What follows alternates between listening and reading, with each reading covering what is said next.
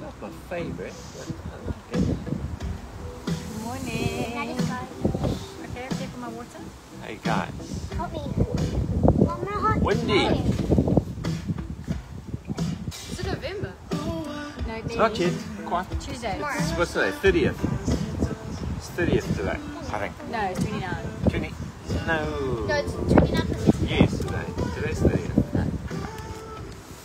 So yes, it's almost November. Someone's my birthday's in mother. November.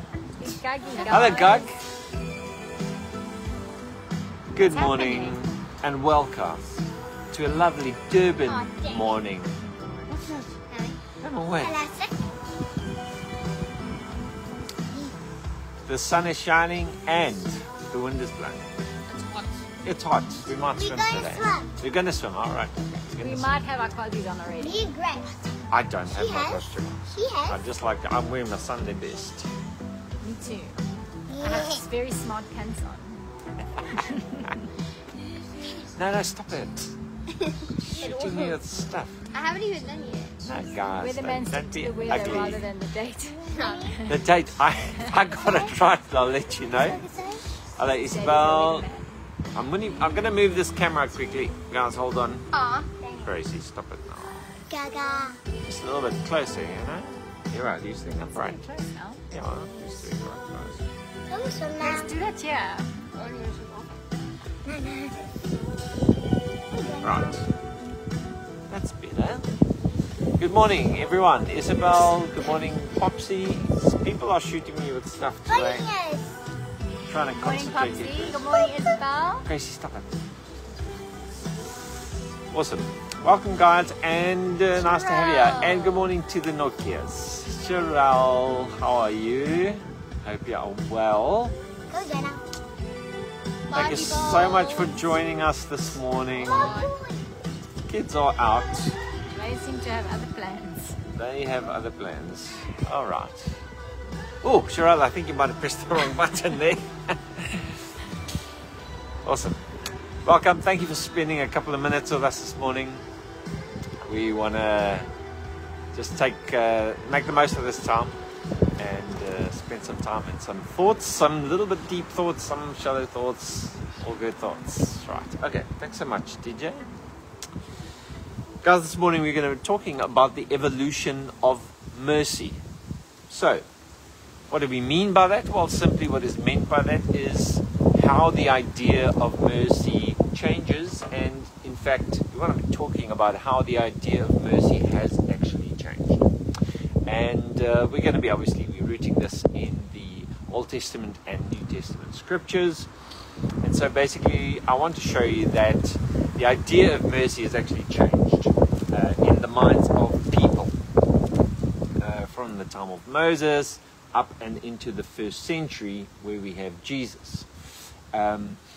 So there's a concept which I just want to talk about very, very briefly, and this is something that you'll find in certain postmodern philosophy, is just the idea that words are actually just containers for ideas. Right? Words are containers for ideas, and to some degree words are containers for the context.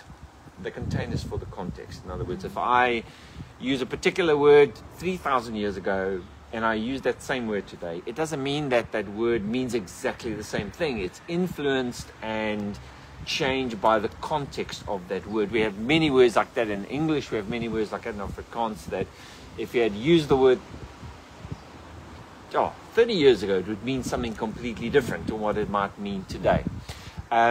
So today our topic is mercy, and specifically mercy. So there are many ideas, Tory, in the Bible. If we're talking about the Bible, we're talking about the Old Testament, the New Testament, that actually kind of evolves. And I think evolve is the right term, because it does happen slowly, and it does take time for this to happen. But these concepts, they change over time. And mercy is exactly one of those.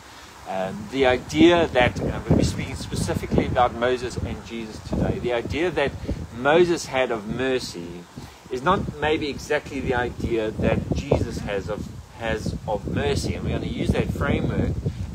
Ultimately, the goal of all of this is always running after the heart of God, trying to find out what God is like, because really at the end of the day, as humans, as creation, we're going to be bearing some resemblance to that which birthed us. And if we have a wrong picture, or an incorrect picture of who God might be and how he might be acting, that's going to influence us severely. Yeah. And in fact has and does influence us to the good and bad. So we're going to be talking about mercy, and I want to start off in the New Testament first, and we're going to be going to the book of Luke, and specifically Luke chapter 6. Luke 6 from verse 27. A very familiar passage. I'm hoping to cast a little bit of freshness on the topic today, and let me read this to you. It says the following. It says, "But I say to you," and it's Jesus speaking. He says, "But I say to you which hear, love your enemies and do good to them which hate you." So these words have rung throughout the last 22,000 years in our ears, specifically in Christians' ears. But I really believe that a statement like this changes the course of history and is still busy changing the course of history. But at the same time, I'm also very, very aware, Tory, that nobody I know, and I am most surely know this of myself, have achieved any form of loving my enemies. Yeah.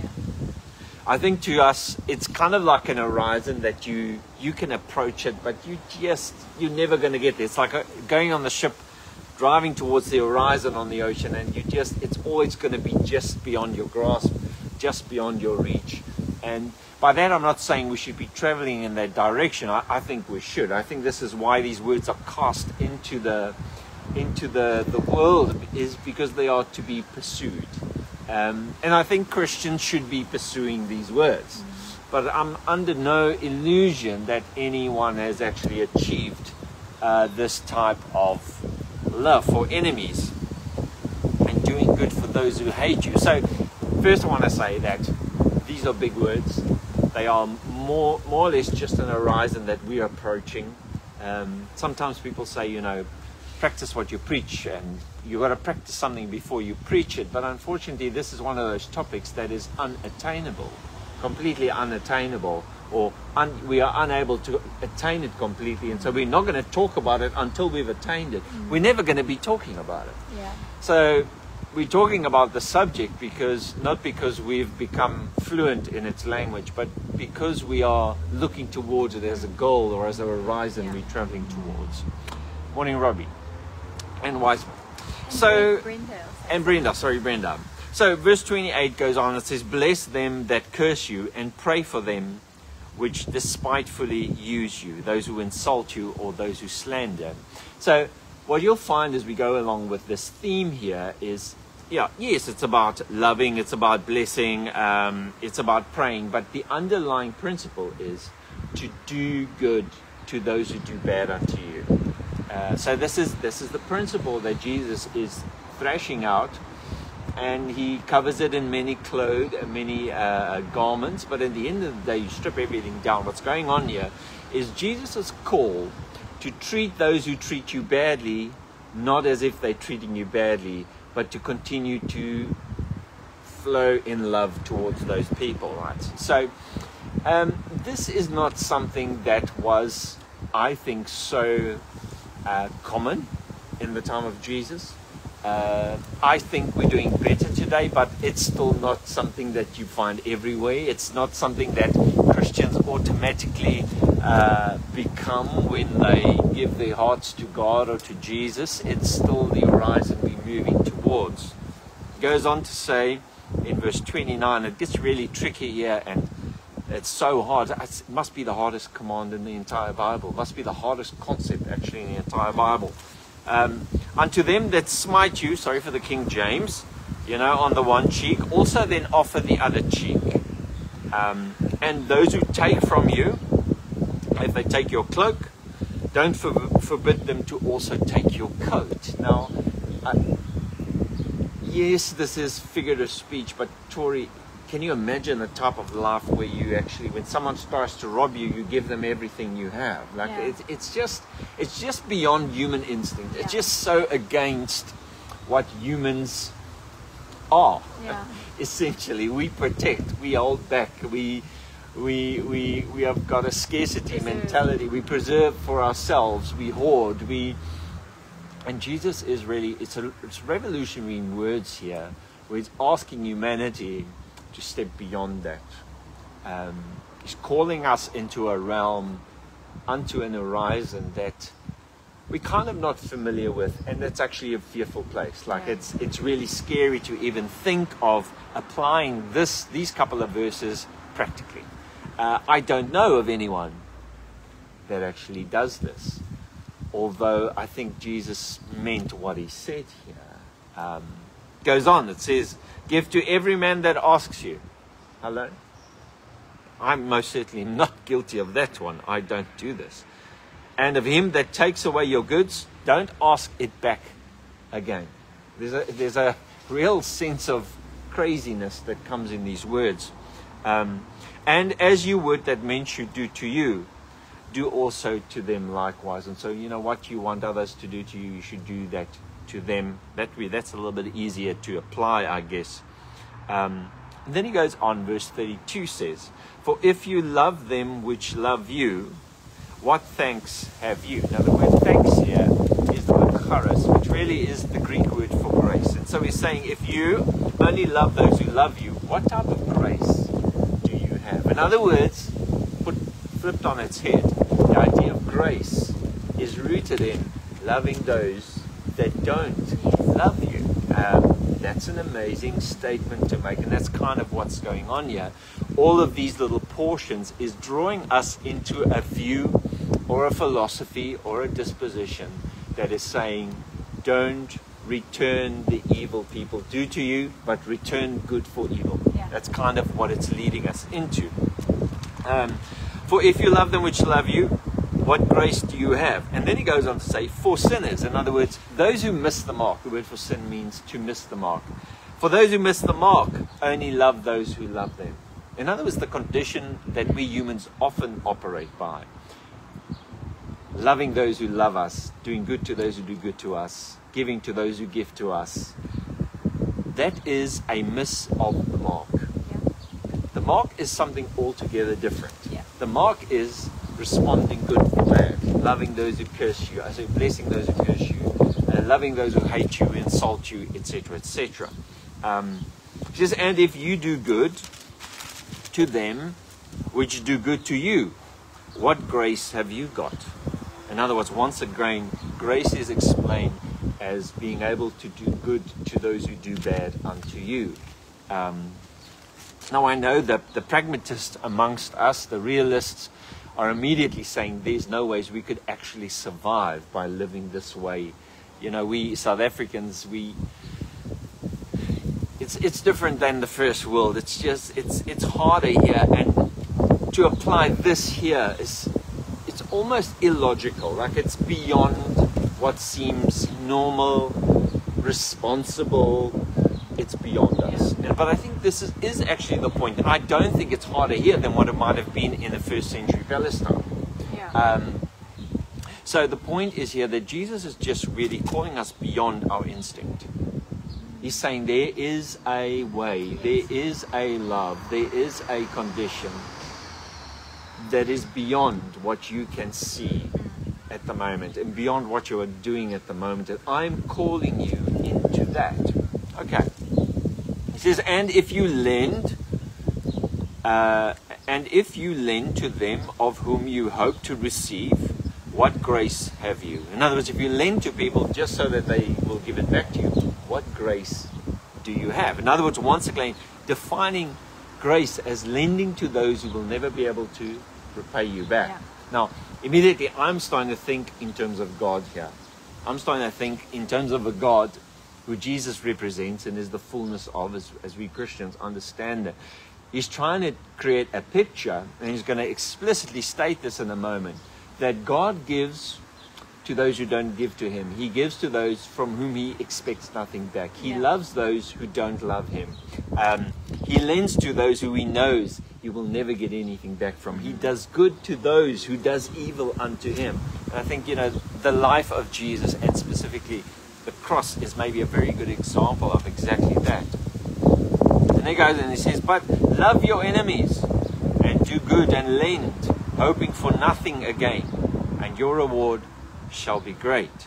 And you will be, and here's the main thing, because in a moment you'll see why this is so important, but let's have a look at this. He says, and you will be the children of the highest. Now, the first thing we need to realize here, maybe worth mentioning, is Jesus doesn't put any formula here to get a ticket as a child, but he is saying that those who approach this, who live like this, who's approaching this, whose goal this is, they will be called children of God, basically, right? And the Greek word is huios, which means son, which is more than just baby child. Yeah. It kind of meaning a son that comes into a bit of maturity. So, you're saying that this type of life will be the pattern or the indicator for those who are truly children of God. Now, this is sad for me because I've realized that many times the children of God label, we have given ourselves because we have done certain things, like because we have done some dogmatic things. And that we kind of glean from the writings of Paul and the other New Testament writers. But if we come back to the source, the kern, the nucleus of the New Testament, it's this. Jesus says that children of God live like this. Now, why do children of God live like this? And he answers that by the next portion of verse 35. He says, for he is kind unto the unthankful and to the evil. So the point here is, he's saying we as children of God will act like this, or will approach this. I'm going to use the word approach because nobody has done this completely, and so therefore there will be no children of God if that's the criteria. But he is saying that to become a child of God, it's not going to cost you a rhyme or a hand up in a service. It's going to ask of you to live a life that is selfless in this way. And the reason for that is not, as I always say, because then God will find it easier to manage all of us, but it is because God is kind to those who are unkind. The word unthankful here means without grace. To those who are without grace, he shows grace. So those who don't show grace, he shows grace to them. And he goes on to say, and here's where our word mercy comes in. He says, be ye therefore merciful. And so by this he's defined what he means by mercy. Yeah. Mercy, our contemporary definition for mercy would be giving to people things they don't deserve. And that would kind of fit in here very nicely, that mercy is being good to those who are bad to you. Not to those who are good to you only, not to those who are neutral to you, but being able to be good to those who actually insult and hurt and are bad to you. That's actually where the value of mercy, or the virtue of mercy, has its full landing place. And here is the most important part of this portion. He says, be merciful as your Father also is merciful. So what Jesus is doing is, at the end of all of this, the horizon, we realize, is not just some theoretical horizon. It's actually the person of God. It's the person of God that is able to be merciful to those who don't love him, who aren't kind, who aren't graceful or merciful to anybody else. It's actually the person of God that we are approaching. Yeah. And as we approach this, we are called the children of that God, or the children of God. Okay, so why is this so important? Well, we haven't spoken about any form of evolution yet, but we have isolated one little data point here, and this is Jesus' idea, not only of mercy, but much more importantly, about what God is actually like. And he's calling us to be like this, because our Father, and he uses the metaphor of father and son, and just like a normal father and son on earth would be like, would carry the same DNA, smile, have the same toes, tell the same stupid jokes. In the same way, Jesus is calling us as children to be like our Father. Okay, so one of the most beautiful portions in the scriptures, because Jesus is defining God, and he's telling us that this is what God is like. In a simple sense, God gives good to those who are bad, even to him, and he loves his enemies. So you can actually go back and read it like this. You can say, I say to you, God loves his enemies. He blesses them that curse him. He prays for them that despitefully uses him. God is one who turns the other cheek. God is one who gives his coat when they take his cloak. Think of Jesus on the cross here. It's the most beautiful expression of that. God is one who gives and never asks again. You know, there's no sense of vengeance with God in that sense. There's no sense of, hey, I gave you that. Yes. You owe me Yeah. something. All right? And this also then defines the grace of God to some degree, because the grace of God is exactly this. The grace of God is not just God loving those who love him and giving great things to those who are loyal to him. The grace of God is exactly this, that he is willing to share that with those who are enemies, with those who don't respond, with those who aren't graceful themselves, with those who are taking advantage of him, insulting him. Hurt is the word for evil, repaying evil for good. So here's one data point that we look at, Troy. We look at what Jesus thinks of mercy, but specifically Jesus roots the idea of mercy in the character. It's a virtue of God. Okay, so we know that Moses also spoke about mercy, and Moses also spoke about God being merciful. But the mercy we see in Moses' view of God is different.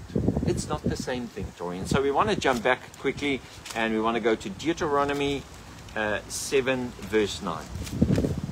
Deuteronomy 7 verse 9. Now Deuteronomy is what is commonly known as the second law.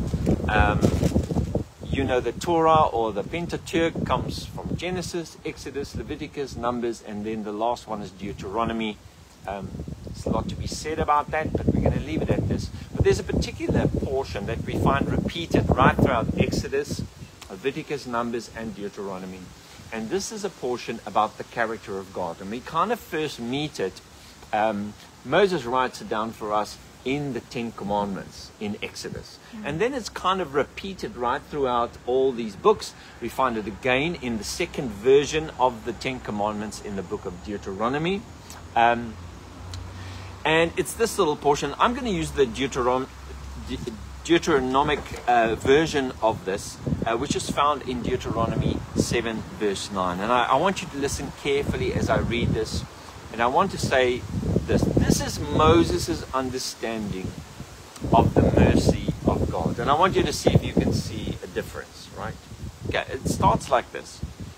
Know therefore that the Lord is thy God. So this is Moses speaking to the people, right? This is Moses telling people what God is like. So this is, at the end of the day, this is Moses' view of who God is, right? So, know therefore that the Lord thy God, he is God, right? The faithful God, which keeps covenant and mercy. Wow. With them that love him, and keep his commandments to 1,000 generations. Now, I've grown up with this little portion, and it's very special. And when we read it in the context of the whole Bible, we think, oh, this is beautiful. But there's something we need to acknowledge here, that mercy here is conditional to two things, or predominantly one thing, but to those who love him and those who obey his commandments. Now, immediately you need to ask the question, after we've looked at what Jesus' idea of mercy is, and Jesus' view and understanding of God is, we need to ask the question, what happens if you don't love God? What happens if you don't obey his commandments? In Moses' view, and this is important that we say this, in Moses' view of God, and the reason why I'm saying this is I don't believe God evolves over time, but I do believe that our view of him does change. Yes. And in fact, the scriptures is such a beautiful exemplar of exactly that. The scripture itself changes and evolves. Concepts within the scripture move and grow and change over time. We're taking one idea here of mercy, but there are many ideas we find in the Old and New Testament that show growth and movement. And so growth and movement puts us on a trajectory. And so what we've done in the past is we've taken the Old Testament and the New Testament, we mash them together and we kind of create an aggregate, right? Yeah. An average. Yeah. The average attributes of the virtues of God. But I've come to realize that we can't do that. We need to know that there's progress Yeah. in the way that humans have understood God. Moses, cutting edge for his time, but not for our time. Yeah. Not for the time of Jesus. Right. Okay. So the question, come back to the question. What happens if you don't love God in Moses' view? What happens if you don't obey the commandments? What then does God still show mercy and faithfulness to those people? So the next portion answers your question quite nicely. Thank you for asking. Thank you for asking. But verse 10 of Deuteronomy 7 says the following. And he repays them that hate him to their face, to destroy them. He will not slack to them that hates him, but he will repay them to their face. Okay, hold on. So, Moses' idea of the mercy of God, the kindness of God, the goodness of God, is not the same idea that we find with Jesus. Moses' idea of God does not see that horizon of good no matter what, mercy no matter what. Moses' idea of God is actually quite a fixed line in this ocean that we're traveling in. It's actually quite a, it's right here. And in fact, it's exactly like humans think. Yeah. Moses is actually sketching a picture of God that looks very much like the average human. Yeah. Right? Or the you don't even have to say the average ancient human. You can say the average human Person, yeah. who loves those, or he is merciful, kind, good to those who love him. But boy, oh boy, if you hate him, he will repay you to your face. And the word here is used, he will destroy those to their face who hate him. Okay. So I think if we are honest, and I know that it's really hard to be honest about these scriptures, but if we are honest about these scriptures, we realize that Moses' idea of mercy looks different than the idea that Jesus had of mercy. Moses' idea of mercy works like this: good to those who do good, and evil to those who do evil. And Moses is portraying God as being someone who does things exactly like this. Yeah. And I would like to say, I would like to stick out my neck here and say that I'm going to take Jesus on this one. I'm gonna go with Jesus on this one, and that would mean by necessity that I would have to assume that Moses misunderstood who God really is, and wrote and conveyed to the best of his knowledge As opposed what to he believing thought. God has changed. Yeah, of course. I mean, I'm assuming that is obvious, but thank you for that, Tori. The only other option is that God has changed. There is one more option, is that you have to make a harmonious unity of both of these portions and put them together and say, no, we're misunderstanding everything here. They both mean the same thing. And I've done that for a long time in my life. And to be honest, I just came to the conclusion that I wasn't honest. I had to make it fit. And I tried, but the reality is they don't fit. So if they don't fit, then someone is changing, and it's not God. It's our view of God. So from these two data points, it seems to us that Moses' idea of mercy is quite different to the idea that Jesus has of mercy. And that we need to say, okay, so as Christians, which idea are we following? Well, we are Christians. We are Christians. We are not Mosesians. And we are Christians because we follow Christ's idea of what God looks like, of what God's mercy looks like, of what God's grace looks like. But that also at the same time means, Tory, that we have no longer a life-saving raft here next to us. Because you know what we do? We believe what Jesus says about blessing those who curse us, only until they curse us. Then we want to be Moses. Then we call out to the God of Moses, right? Yeah. The one of vengeance, the one who's going to justify our position and hurt those who are hurting us. It's until we get really hurt. It's until someone steals our handbag. We are Christian.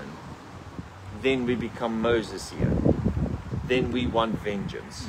And so all I want to say today here is there are concepts in the Bible that move and change. Mercy for Moses is not what mercy meant for Jesus. Yeah. God did not change, but we have to accept that Jesus has a more accurate way of explaining what God truly is like. And Moses has a more inaccurate way. Even if it's written in your Bible, Moses still has a more inaccurate way of translating who and what God truly is. And the question then remains a very simple one, is, do you want to be a child of God? And you're going to say to me, no, Frans, I'm already one. It happened in 1947. I say, okay, that's great. And it's a good thing. But if you read Jesus simply, children of God are those who are merciful, like God is merciful. And by this is not a condemning statement to say, hey, nobody is a child of God. No, this is an encouraging statement. This is a call out from our comfort zone, out from the place where we got the ticket and now we can do whatever we want. The reality is, to be a child of God according to Jesus means to follow in the footsteps of your Father. And He is full of mercy. Not the Moses type of mercy, but the mercy explained by Jesus. So I want to leave you with that today, and maybe we can ask ourselves, a very personal question. What type of mercy are we conveying? What type of mercy, what type of virtue are we exuding? What are we living from? Are you living from Moses, or are you living from Jesus? Because the reality is you can't live from both these two things at the same time. And if you live in the average, you actually live in the lukewarm. And the reality is most of us do live in the average story. Most of us do live in that average. But the problem is when we justify that position and say, it's justified to live in the aggregate, in the average of these two positions because both are in the Bible. That's a mistake. I think that's what is meant by lukewarm, actually. So what is the proper position then for anyone who calls himself a Christian or a child of God? It is someone who is traveling on the ship into the horizon of the type of mercy that God is and that God shows. And that type of, the extent of our understanding of exactly what type of mercy God really shows has a direct effect on how we live it out, how we treat other people. Yeah. And I think this is why it's so alarming to me, because I kind of recognized it in my own life, that I wasn't living from the God type of mercy. I was living from the Moses type of mercy. And the first evidence that you're living from the Moses type of mercy is a sense of the willingness and the self-actualization of, I can judge other people. Revenge, I'll get back at them, holding grudges, judging other people without understanding their place, their story. These are the symptoms, that's the word I was looking for. These are the symptoms of living from a Moses type of paradigm. If Moses was enough, guys, then Jesus was unnecessary. Yeah. But Jesus was necessary. He had to come and clarify. He had to come clarify what God is truly like. And if we can put that as our horizon, if we can understand that humanity is on a journey, a very long journey, but that's where we're going. We're not going to camp around Moses' ideas about God. Yeah. Mercy, the idea of mercy has evolved, the context has evolved, and Jesus filled the container of mercy with something.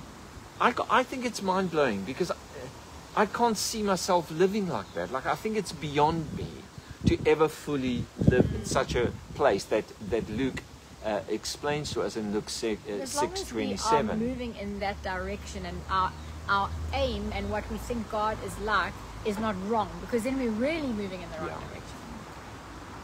I think the principle here for me is that whatever you worship, you become like, in a sense. Yeah. You know, Yeah. when the Israelites started worshipping other gods, this was the real danger, is that they'd become like those gods. And the problem is that if we have an idea of an imagination or an image of God that looks particularly like the one Moses put forth, it changes everything. It changes how we deal with one another. But it also changes our expectation of the end of things. What's it going to look at the end? Well, I'll tell you what it's going to look like. It's going to be bloodshed. Because there's a lot of revenge that needs to be taken out on humanity for all the bad things they've done. But that's according to Moses. According to Jesus, mercy looks a little bit different. Mercy keeps beckoning. Mercy keeps embracing. Even if the other is an enemy. And that changes everything. It changes how we approach those around us. Yeah. And how we think of what God is planning for the future. Now there are many concepts in the scriptures that follow this type of evolution. And we can talk for days about them. Some of these ideas is the idea of the afterlife. It follows that type of evolution. The idea of love follows that type of evolution. Goodness follows that type of evolution. And the ones I'm particularly interested is in the virtues of God. Because it seems like the Old Testament writers have just put God in a box that looks like other humans, or other gods actually for that matter. And I'm thankful for Jesus, because if it wasn't for Jesus, we'd never be aware of that that utopian horizon, what we've been called into and what God is actually like, and that also sets us free as humans. Guys, thanks so much for joining us this morning. We hope you'll have a wonderful week. Be merciful as your Father in heaven is merciful. Think about that. Beautiful. Have a good week. Thanks, Cheers, guys. Bye-bye.